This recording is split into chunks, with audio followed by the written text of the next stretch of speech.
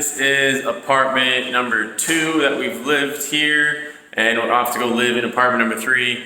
Definitely could not have done the move without the help of sister-in-law Jess and Sean, her husband. Absolutely amazing. Can't wait to go and grab some dinner now.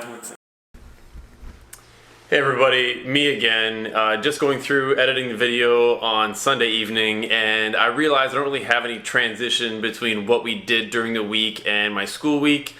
Long story short, Burger Monday. Obviously I taught Monday, Tuesday, Wednesday, Thursday, Friday. First full week for the kids and us. It was great to have everybody back.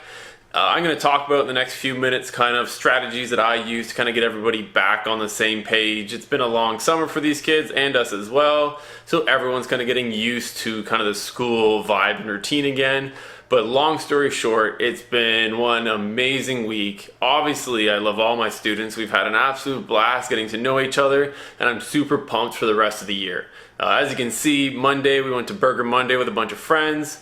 Tuesday, I think I got home early because it's going to be one of the last few times that I will, because cross-country season starts Monday for us. Wednesday, I had the cross-country parent meeting. Thursday, I don't know what I did Thursday, probably nothing. And then Friday, Emma had her driver's test. Yes, we're adults. I had to do the exact same thing. Georgia doesn't recognize international licenses, so we had to do our learners and then do the actual driving test. I did mine a long time ago, but nonetheless, here we are. So what I've got now is me in the classroom on Tuesday. I talk a lot about different strategies that I use to help with my especially 7th period class. They're a lovely group of kids. I don't want you to get the wrong impression, but as I mentioned, by the end of the day, I haven't had a coffee for a few hours. Those kids have been sitting down since about 8:15 in the morning. It's a long day for everybody, but near the end of the week, even Friday afternoon, those kids were awesome. Didn't have to tell them once. They put the chairs on top of the desks at the end of the day. They even put the desks back together, and they pick up any garbage. As a high school teacher, I couldn't ask for anything more. We did a lot of group work.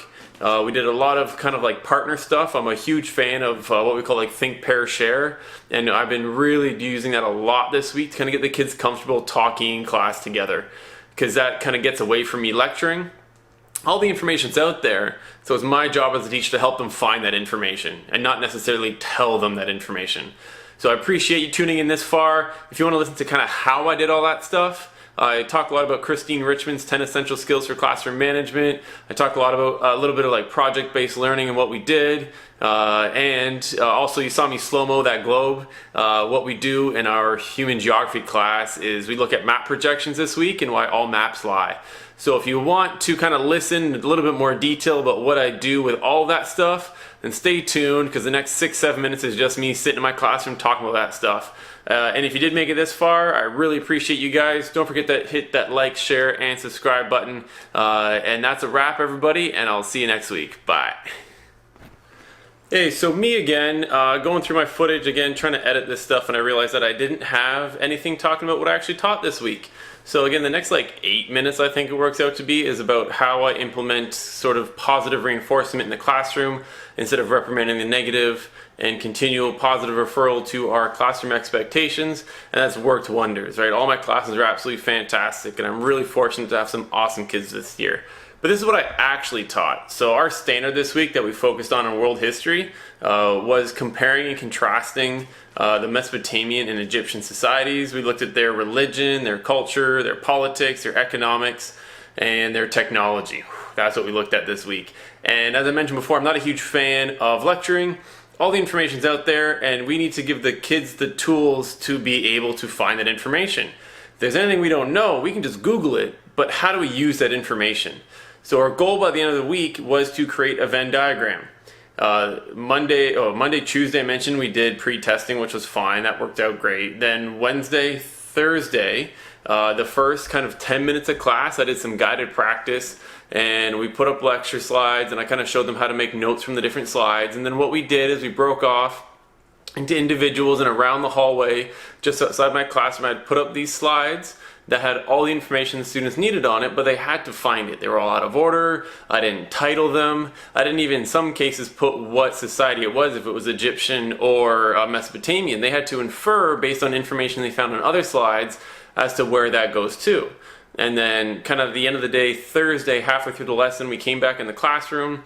Then they worked with a partner to figure out what information they had that the other one didn't. And then on Friday, what all my classes did was take a giant piece of paper and make these beautiful Venn diagrams. So they took all their information, we brought it together, and then before we did all that actually, on Friday, is we asked the class, we talked with each other, what would it take to get an A on this? So there was no formal rubric. There was no, okay, if you have 10 points per different part of society, then that's an A.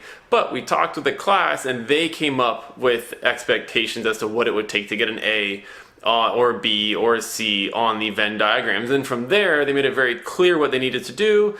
We made sure that everyone knew what we were doing, and then I let them go off in their pairs and make their Venn diagram. And we're almost finished. I think we only have about 50-minute lessons. So the Venn diagrams are almost finished. So I'll spend Monday, I guess tomorrow, just finishing those up. But nonetheless, it was absolutely fantastic. I only lectured for maybe like 20-30 minutes this whole week, and the kids made some beautiful work, and they all showed me that they've learned something without a multiple choice test. So that's it. That's I think all the parts that I missed while I was editing this video, and now the next few minutes are just how I implement kind of positive reinforcement in the classroom. Anyway guys, you guys are awesome. Thanks for watching these, and I'll talk to you guys next time. See ya.